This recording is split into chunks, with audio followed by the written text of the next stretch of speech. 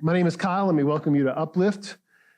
This message is going to be streamed on Sunday mornings for our online Bible class called The Conversation. It's also going to be on our podcast called Anchor Point. So however you're finding us or listening to us, so glad that you found your way here. We're in a series over the Gospel of John called That You May Believe. And it's a short series. It's this week, and we end it next week, actually, over what I think is one of the most unique of the four Gospels, and it's inspired by one of John's final sentences, final passages. This is from John chapter 20, verses 30 and 31. We've read this every time. We're going to read it again. Now, Jesus did many other signs in the presence of the disciples, which are not written in this book, but these are written so that you may believe that Jesus is the Christ, the Son of God, and that by believing you may have life in his name. The stated purpose of this gospel is so that you can and will keep and continue to believe. And so for that stated purpose, we're looking at some of the thematic movements in this gospel. We're not really doing a chapter by chapter journey. Our previous message in this series looked at the theme of signs in this gospel. You can find that on our website or on YouTube. This message, though, is going to look at the theme of Jesus' identity. In fact, the name of the message, title of the message is called A Not So Secret Identity. So let's talk about identity for a moment. In April of 2020, a female anthropologist who was also a member of the Native American Hopi tribe, who also ran a very outspoken and popular Twitter account, passed away due to complications of COVID-19. She was a scientist. She worked in the field of scientific study. And at one time in her career, she claimed harassment in her career field. So she made that her social media platform. She frequently tweeted about harassment against women in the field of science and academia. And in that process, it was reported on Twitter that she had contracted COVID-19 because she was being forced to teach at her place of employment, which was Arizona State University. She had always remained anonymous on Twitter, but had generated a respectable amount of follows, a respectable account. She had some strong opinions, but people bantered with her, listened to her, retweeted some of the things that she said. And when she passed away, her death generated a fair amount of sympathy on Twitter. In fact, there was even an online memorial service for her. Except this female anthropologist, this member of the Hopi tribe, a faculty member at Arizona State University who had contracted COVID-19 and passed away, this person never existed. Never existed. The Twitter account and the persona was actually operated by someone else, a woman named Beth Ann McLaughlin. And those with whom she interacted via this fake account, this hoax account, were stunned by this deception. Beth Ann McLaughlin was actually forced to make a public apology, as well she should have, and the stunt actually had some pretty serious ramifications for her career. You can find a whole article about this event in the New York Times. That's where I got this information. I think what we've learned, this is just one little small story, but I think we've learned something, that identity is really not always what it seems to be. In fact, there's actually a word for this sort of behavior, for those who pretend to be someone they're not. They're called a pretendian. That's the name, a pretendian. And of course, this isn't really new. I mean, I assume that social media accounts could probably be false, even with various platforms authorizing controls of identity. I think we all kind of wonder that if we really interact with the person whose name's on the account handle. Maybe the most famous account of a pretendian is the fictional character from the 15th century novel, Don Quixote. If you ever read that novel. The novel tells the story of Alonso Quijano, who invents a new persona because he is unsatisfied with his life as a Spanish country gentleman. So he changes his identity, his persona, and becomes Don Quixote, an honorable and dignified knight. Now, of course, if you read the book, his reinvention, his new persona, new identity wasn't really healthy. Wasn't really healthy. Because reinvention isn't always healthy. I mean, we see this, right, in our current culture. We see the terms gender identity and gender fluidity. It's become culturally acceptable to transform and transition into someone else, even if your new identity is counter to your biological anatomy. We're watching multiple identity crises in real time, and we're seeing how unhealthy these are. I want to show you a book. This is by author and sociologist Frank Fioretti. I like to show you these books. If you like to read, this is a good one. It's called 100 Years of Identity Crisis. It's a really fascinating study of the term and how identity is shaped in culture. He defines identity crisis this way in his book. This is a quote. Identity crisis can best be understood as a symptom of the unraveling of moral authority. Stable identities are not only psychological, but also moral accomplishments. They are supported by clarity about meaning, which in turn draws on authoritative moral guidance. Without such guidance, people's identities often become de-centered and find it difficult to endow their lives with meaning. Let me kind of translate that. In other words, those who suffer identity crises generally do not trust the absolutes in their lives.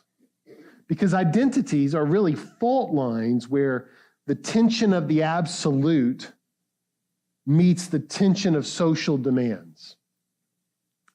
And what we're finding is that people who don't like that tension's not bad, but people that don't like that seek to change their identities, to better suit what they assume life should be like.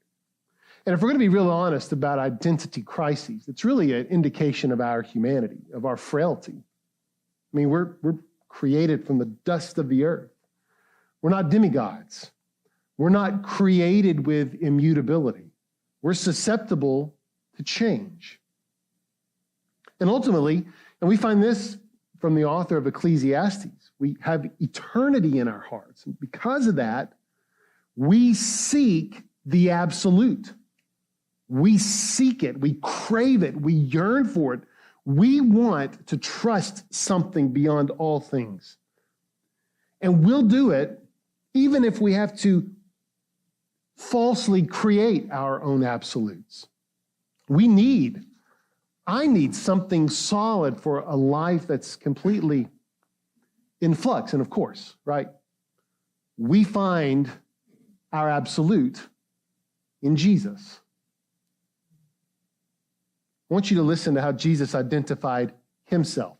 And he did this with absolute certainty. This is from John chapter 8, verse 58. In fact, if you have your Bibles, you can just stay there for the rest of our time. Look at what he said. Truly, truly, I say to you, before Abraham was, say it with me, I am. There is no identity crisis with Jesus. Jesus does not have one. There is nothing in this statement that would lead anyone to doubt his seriousness about who he was and who he is and who he will forever be. Nor is this identity a secret. He's not trying to hide this. He knew full well what sort of reaction he would receive once he revealed this identity. In fact, you can see it. It's the very next verse in John chapter 8, verse 59. Look at this. So the crowd around him, they picked up stones to throw at him. But Jesus hid himself and went out of the temple. They were going to kill him for this. Now, these two words of Jesus' identity, these are famous, you know this, these are famous words. In fact, Jesus wasn't the first to say that he was the I am. You know this. Let's read this from Exodus chapter 3, verses 13 through 15, and the first time we see someone identify themselves this way. Verse 13 of Exodus chapter 3, then Moses said to God, if I come to the people of Israel, and I say to them, the God of your fathers has sent me to you, and they ask me, what is his name? What's the name of this God? What shall I say to them? And God said to Moses, say with me, I am who I am. And he said, say this to the people of Israel, I am has sent me to you. God also said to Moses in verse 15, say this to the people of Israel, the Lord, the God of your fathers, the God of Abraham, the God of Isaac, and the God of Jacob has sent me to you. This is my name forever. And thus I am to be remembered throughout all generations. Jesus wasn't the first person to use these two words, this I am, as his identity, as his self-revelation. It was God who used them first. And you know the story. If not, I'll tell you what it is. It's through the epiphany of the burning bush in the Old Testament. Moses was God's chosen instrument to tell the Egyptian Pharaoh that Egypt would suffer until God's people were freed. But this assignment by God to Moses prompted Moses to ask the one question that I think any of us would ask, right? Who should I say sent me? Isn't that the natural question here? I mean, in other words, Moses is asking God, where's my credibility here? Where's my credibility? This is a crazy assignment. So how am I going to do this? I've been banished from Egypt, and your people have watched that being my banishment. I killed a man, right? You can see all this in Moses. You hear it. I'm not supposed to be back there. Technically, I'm on the run. So I can't return just on my own. And so really, this question that he asks kind of gets down to something deeper, and it's this: who are you to send me back there? I mean, that's what I would ask. Who are you to send? Who are you to make this claim? Who are you to tell me to return? I don't care if you're talking to me through a burning bush. That's not enough for me. That's all packaged in Moses' question. So God, ever merciful, answered this question. And by doing so, he revealed something about his identity here. In this revelation at the burning bush, Moses learned three things about God, and I think we learn them too. Here's the first. The first thing that Moses learned about God is that God's absolute, right? He's absolute. Look at this. Exodus chapter 3, verse 14, the first half of it. God said to Moses, I am who I am. I am who I am. That statement, by the way, it doesn't so much as give us God's name, because God's name's coming later. This isn't necessarily God's name. This statement doesn't necessarily give us his name as it gives us his character, his being, his essence. Moses wanted to know a name, but God's response reframed Moses' question. And this is what we learn here, that the name of God isn't as important as the nature of God. He's absolute. He's pure truth. That's who he is. So before I tell you my name, Moses, I'm going to tell you who I am. I am who I am. That's what he learned. That's what we learn. Here's the second thing. God's enough. God is enough. The second half of this verse in chapter 3, God says this, say this to the people of Israel. I am has sent you. Now, again, we're not to the revelation of God's name. We're not there yet. Instead, before we get there, before God gets there, he's given Moses some truths, some encouragement, actually, that God's nature is sufficient for this request. It's enough. The one who is immutable, who never changes, who is absolute. Now listen, this one has the right to make any demand or request, and by doing so, there's nothing else we'll ever need. God's enough. But the third thing we learn about God in this revelation is this, that God is forever. And this is where we finally learn God's name. Look in chapter 3, verse 15. God also said to Moses, say this to the people of Israel. The Lord, there's the name. The Lord, the God of your fathers, the God of Abraham, the God of Isaac, and the God of Jacob, has sent me to you. This is my name forever, and thus I am to be remembered throughout all generations. Now, when you're reading your Bible, especially in the Old Testament, you're going to see the word Lord quite a bit. And in some translations, you're going to see it in all capital letters. That is the way our English Bibles translate the Hebrew name of God. In fact, the name in Hebrew is a name you've heard. It's Yahweh. You've heard that name. The word Yahweh is actually the noun of the verb I am. It's all connected. The Lord, Yahweh, the one who is, this is God's self-given name. It's his identity. And this name has power. It's the name that was carried through the past. And it's the name that will endure into the future. It is forever. In other words, God is the I am. What an amazing phrase.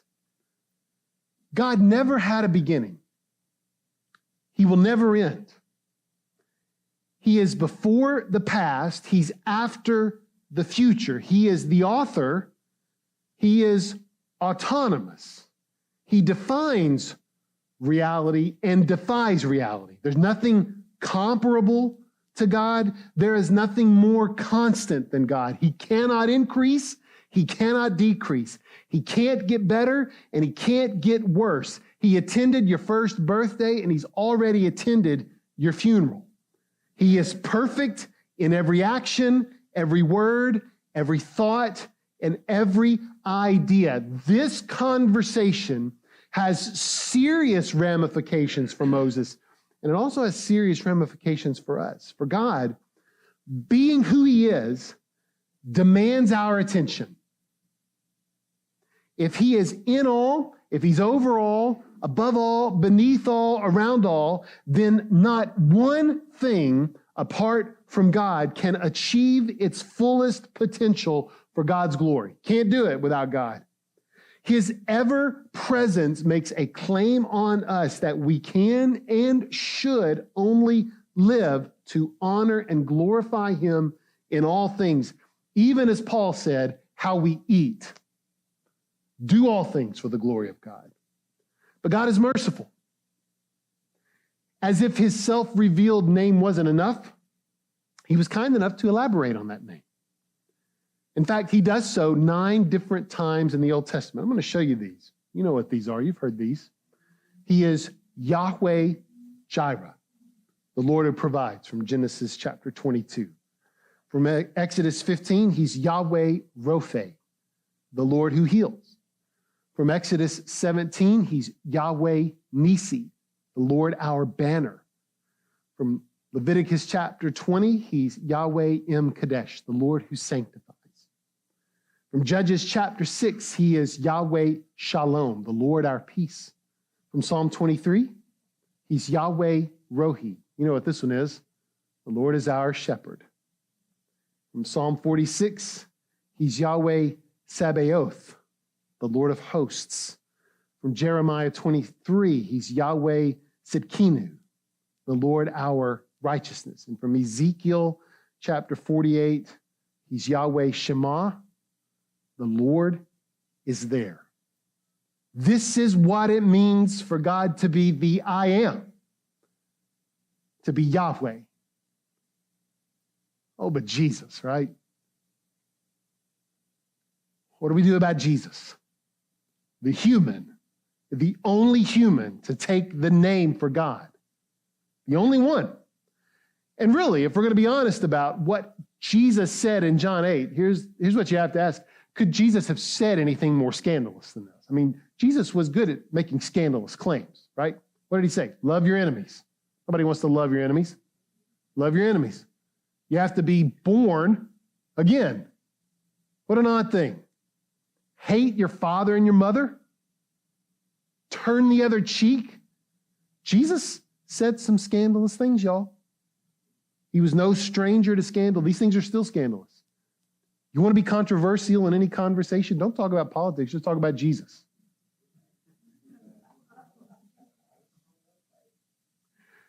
But to make a self-declaration that not just makes him equal to God, but makes him God, that's perhaps the most scandalous thing he ever said. John in his gospel enhances Jesus' statement 7 times. You've heard of these. These are often called the 7 I am statements in John. And these statements insulate Jesus' self-identification in John chapter 8. And it's very interesting that John does what the Old Testament does to the name Yahweh. Old Testament does it 9 times, John does it 7. Insulates, enhances this name by using the same 2 words. You may recognize these. In John 6, Jesus said, I am the bread of life. In John 8, Jesus said, I am the light of the world. In John 10, Jesus said, I am the door of the sheep. A little later in John 10, Jesus said, I am the good shepherd. In John 11, Jesus said, I am the resurrection and the life. In John 14, Jesus said, I am the way, the truth, and the life. In John chapter 15, Jesus said, I am the vine. Jesus, using the very words, the very self-revelatory words of God, by using these 2 words, he ensures that the same truths of God that's revealed of God to Moses at the burning bush are his truths. That's what he's doing. He's making the same claims that God made about himself. So what I want to do here as we kind of close our time is I want to look at these truths again, these 3 truths that we just talked about in reference to God. And I'm going to show you they're the same for Jesus. And I want to begin by reading Jesus' statement in context. Now, this is from John chapter 8. I told you to open your Bibles here. We're going to start in verse 51. We're going to read a few verses, so hang with me. Jesus said, truly, truly, I say to you, if anyone keeps my word, he will never see death. And the Jews, the crowd around him, verse 52, said to Jesus, now we know that you have a demon. We know it. Abraham died, as did the prophets. Yet you say, if anyone keeps my word, he'll never taste death. Are you greater than our father Abraham who died? And the prophets died. By the way, these aren't unreasonable statements to make to Jesus. Who do you make yourself out to be? Verse 54, Jesus answered, if I glorify myself, my glory is nothing. It is my Father who glorifies me, of whom you say he's our God. But you've not known him. Another scandalous statement by Jesus. You don't know him. I do.